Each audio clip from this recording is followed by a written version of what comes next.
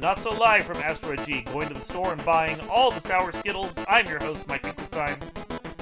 Hey, everybody, Mike the Ghoul here. I'm gonna boldly go where no one has ever gone before. Or is that a different movie in deep space? I'm not sure. They're all the same. I'm sure they're all the same. Yeah, yeah. We are talking about Project Hail Mary, which came out in theaters just a couple weeks ago, and now that we are both Mhm, caught up on this movie from the same author, Andy Weir, as The Martian, mhm. we figured we should have a little chat about it. Yeah, and it was a visually cool movie. It Mm-hmm. wasn't, your Christopher Nolan kind of visual epic kind of thing, but it was a good movie. I enjoyed it. I was entertained. I thought it was fun. I had a good time with it. Yeah. The movie is about an astronaut, well, not even an astronaut, a school teacher who Hmm, gets hmm. sent out unwillingly into space to help with a mission because every star in the galaxy is dying. And the Yeah. reason why is bacteria, functionally space bacteria that are eating the stars. And if no Hmm. one does anything to stop it, then life will die in like I think it's like 40 years or so basically, Something like that. something Yeah, like that. So yeah. like it's bad. So to fix it, they have to harness the power of the space bacteria, which when you explode them, they blow up good. To travel Hmm, across the stars to get to the one star that for some reason is not dying, and figure hmm. out why. Yeah. Interesting story on how they got there, right? Too, because like he wakes up, like he doesn't know where he is, he doesn't know what's going on, like he's in this strange like space, he doesn't get it. Like I knew a little bit of the book. There was more of like him regaining his consciousness in the book that I wish we got in this to Mm-hmm. kind of see Mm-hmm. that real like isolation that he really felt that came across in the book. But it was still pretty cool, like his figuring it out, and he's a smart guy, and I think he was the right kind of character for this. Like even Ryan Gosling casts as this, like I could buy a guy, that is like that, is handsome, and that played fucking Ken and Barbie could also play a brilliant, scientist that just enjoys teaching. Well, Like I could buy that. I think that benefits from the fact that he is written in the movie. I'm not about sure of the book. I haven't read the book, but he is written in the Mhm. movie as kind of goofy and not so serious. So he's not a standard scientist.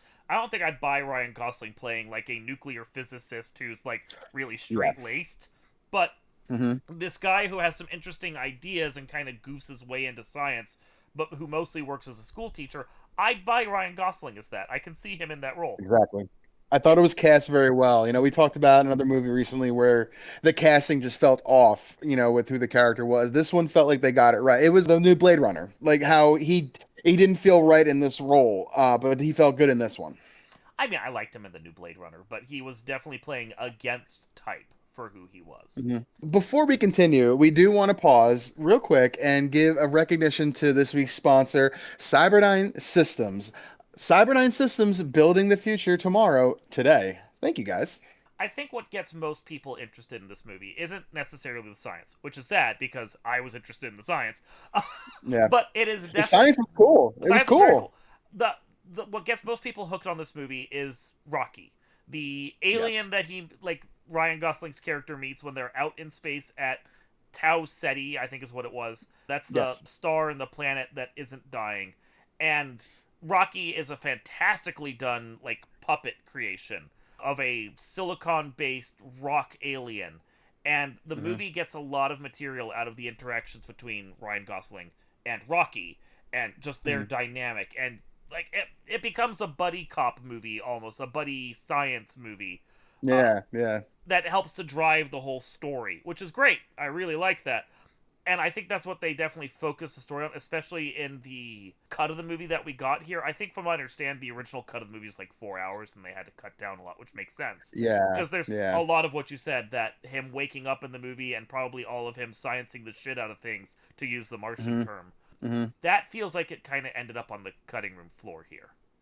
Yeah, there's only so much exposition you can get away with in a movie of just, it's really difficult to have a movie be like solo for a very long time, Mm-hmm. especially, when it comes to talking to an object. My brain goes straight into like Castaway, and Tom Mm-hmm. Cruise's performance in that. Like those movies are few and far between. This wasn't going for that vibe, and I'm glad that they didn't try to like give us more of that in this cut of the movie. Mm-hmm. I would like to see a grimier, dirtier cut of him, maybe having some trauma and figuring it out, but that's just, I want to see more of the acting range. That's all that is. I agree with you. I think like I personally would love to see the like ultra director's cut of this, where there's like Hmm. 4 hours of him doing science and regaining his consciousness and doing all the stuff that's in the book that we didn't get here. That sounds interesting to me. I don't think that would have played with general audiences at all. No, no, there, you can only do so much of that nerd shit for your typical audience. The people Yeah. that want to see that will purchase it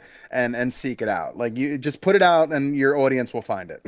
Yeah, I mean, they had to do the same thing in The Martian. The Martian is really just one dude on a planet Hmm. by himself, having to do Hmm. science and talking to himself the whole time. And they Hmm. still cut out portions, especially near the end, of him doing extra sciencey things. So it's like, you know what? We've scienced enough in this movie. And that's, I mean, that's Yeah, fine. That's how that works. But this one definitely felt like I was missing some of that science. And that was my big knock yeah, about it when I reviewed it initially, was I love the dynamic between him and Rocky. I think they're great. I think the puppet is great. I think everything going on in there and how they figure things out is fantastic. But it does feel very surface level. yeah, yeah. Very cool job, with Rocky too. Being controlled by five puppeteers. Like, there wasn't a whole lot of CGI there. Like, it was practical. It was very cool to see, like, that kind of craft put into a movie, and maybe that snapped 100 million off the fucking budget to make the thing then, because it's moderately done at like 200 million to 248 million depending on where you look, so that's not bad. And they should make their money back. I think this movie's on track to make like 600 or 700 million. So by Hollywood Give or math, it's take, gonna yeah. at least a modest success. And this is one of those ones I think people are gonna end up going out and buying on home video. Like, not Hmm. everything gets that at this point, but like I know my wife, the second we were done the theater, she looked at me and goes, "You're gonna buy this, right?" I go, "Yes, don't worry. I was gonna buy this one anyway, but." Hmm. Normally she doesn't care, but she loved this one almost as much as she loves How to Train Your Dragon, which is a huge bar for her. Ah. She's like, I really want this Mm. movie, and I think there's going to be that reaction from a lot of people because of Rocky, because Right. he's the baby Yoda of this film. He is, and somehow is ever so much more charming than I think we're gonna get the Grogu in the Mandalorian. So Wow. Rocky was fun. Like, I enjoyed, it being just this five-legged rock that is a brilliant scientist on their homeworld and all that. Like, and the communication with the echolocation was a very cool idea.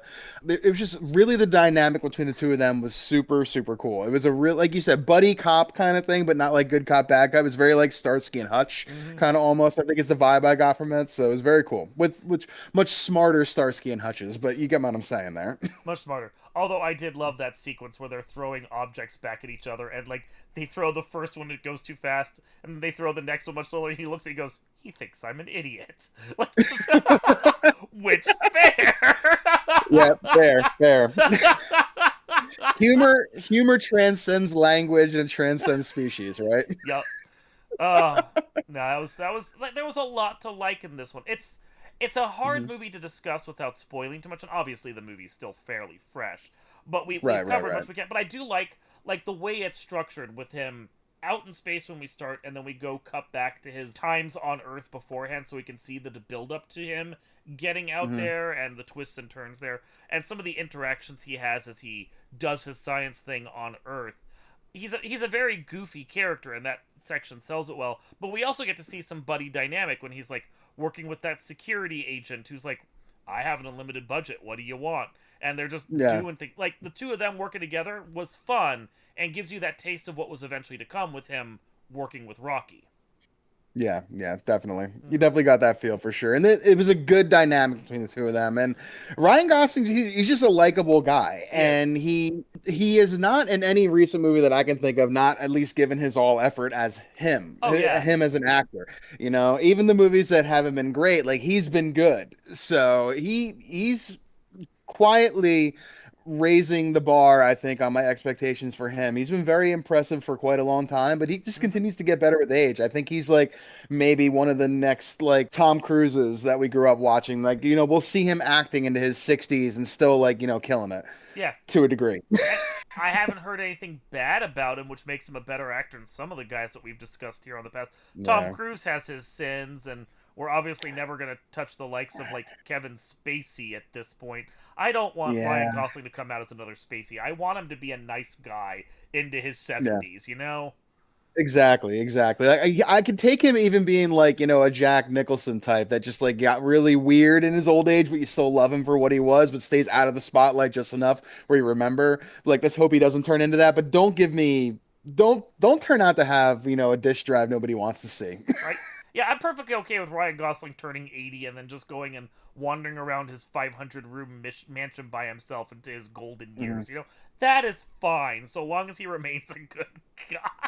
Yeah. Yeah, and you know what? My man wins at life too. He's married to Eva Mendes. Like he's got a couple kids. Keep on going, man. You're doing all right.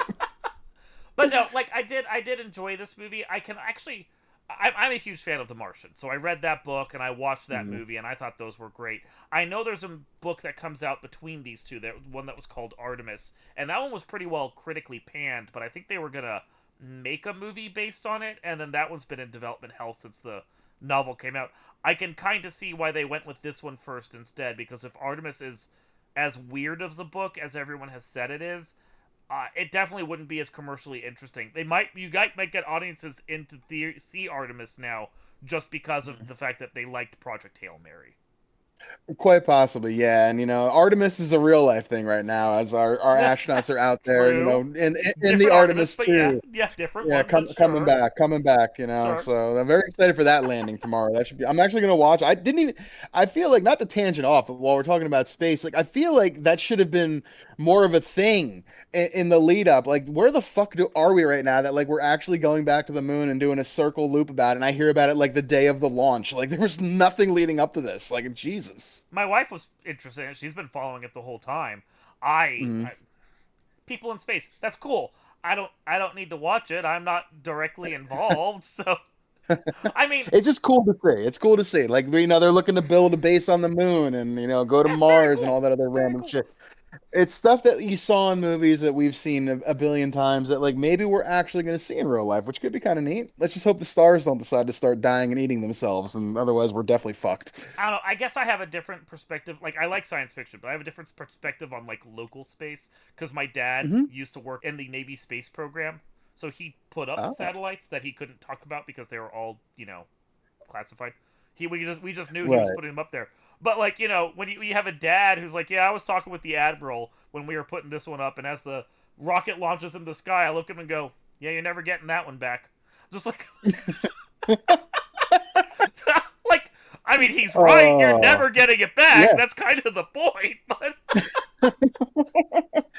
Oh, that's good. That's good though. But I mean, it's true, right? We all have, someone that we've known that, has something they can't talk about. But that's yeah, interesting that it yeah, came from your dad. That's pretty cool. yeah. No, so like, I like the Artemis mission. I think that's really cool that it's going on. I think I have a different level Mhm. of investment from some people do. I'm much more interested in like the sci-fi, the futuristic stuff that I'm hoping we get Sure. like 20, 50 years from now. Project Hail Mary is nicely grounded enough that, in the right setting, I could see that actually happening for us in like 10 years and sending someone halfway Yeah. across the galaxy based on the propulsion of space bacteria. I mean, yeah, it's maybe it was space yeast or something. Yeast rises and Something. bubbles. I don't know. They're, Maybe they're that's where the little. propulsion came from. They'll single celled somethings that are feasting on a star. I know he Mhm. has a specific name for them, but I mean, functionally, they're space bacteria. Astrophage. That sounds like space bacteria. Yeah, it does, doesn't it? It sounds very much like space bacteria. Space bacteria. That's what it is. Little black space bacteria, and then you hit them and they explode and boom. So and that's your Mhm. propulsion. And I think the least grounded part of that movie isn't the space bacteria propulsion because it's a step by step they lead you into it. It's the fact that they cryogenically freeze people to go across the stars. And I get why they do it because the inertia of what they're doing is so fast that you wouldn't Mhm. survive that normally. But we don't Yeah. have the technology to do that right now. Mhm. Mhm. Like, we can't cryogenically freeze someone and then wake them up later. We can freeze people, they don't wake up from it. We're getting there. We're getting there. I'm not sure we're there anytime soon. The freezing part we could do, that's easy. They're a little Yeah, freezer burned afterwards, though, is the problem. yeah. The defrosting is the problem. It's not the frosting of. No, no. So, The body doesn't survive the frosting, but we could do it, and that's what. yeah. It's a choice. I mean, but I mean that kind of tracks real, right? Though, like, is if and when we do figure out how to travel at that kind of speed as a Mm-hmm. species, if we see that, we are probably going to have to go into some kind of like cryostasis or some kind of like induced coma or something to deal with the stress that it's going to cause. So, I Yeah, mean, I think there's some fact in there. yeah, and that's the thing. It's like, this movie doesn't delve into what kind of dampening system did they have, how were they handling the inertia or anything. It's just like he's asleep, he wakes up, he's there. Two other people don't survive. That felt realistic, but like Yeah. we gloss over a lot of like how that works, which is probably in the book, but isn't here. And like again, I want it in the movie. Most people probably don't care. They didn't even think about, oh, they just froze them. That's cool. Okay. Yeah, I want to know the science behind it too, because like the more we see of stuff like that, like it's stuff we may see in our lifetime. So Maybe. touch on it a little bit more, maybe. Yeah, we just need space bacteria to show up so we can travel the stars. I mean, who knows? That'd be awesome. Because we're not doing it right now with the technology we have. Come on, people. Let's get further out there. I mean, we're too busy deep faking AI pasta eating videos and bullshit like that. Like it's like we have all this wonderful technology at our fingertips, And if that's and not the people just Star want to use it for stupid shit. that's not the Star Trek utopia we were looking for, you know? Not one bit. Anyway, no, I really did enjoy this movie for what it was. I like plenty of people have liked it, have loved it. It's not a love for me. My wife loved it, but like I'm missing that science that I think is in the director's cut that I want to see. But Right. even at that front, like it's a really good movie, even if it doesn't like get stellar ratings from me.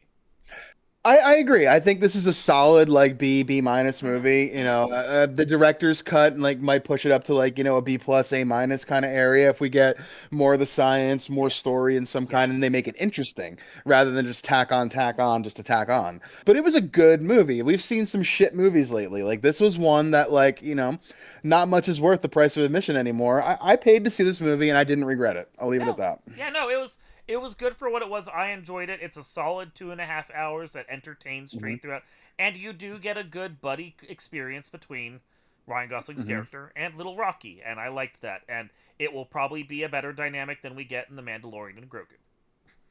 Probably, but we'll see. I mean, I don't know. I don't have high hopes for that movie. I love Pedro Pascal. Baby Yoda's cute, but we didn't ask for it, and I don't think I don't think we need it. I'd rather have a second Project Hail Mary than that movie at this point.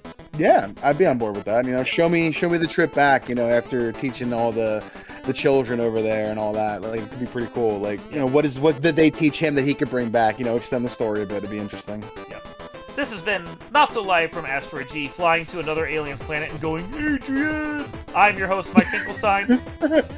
Your buddy Mike the Ghoul here, just gonna agree with and say, we did it! We will see you all next time.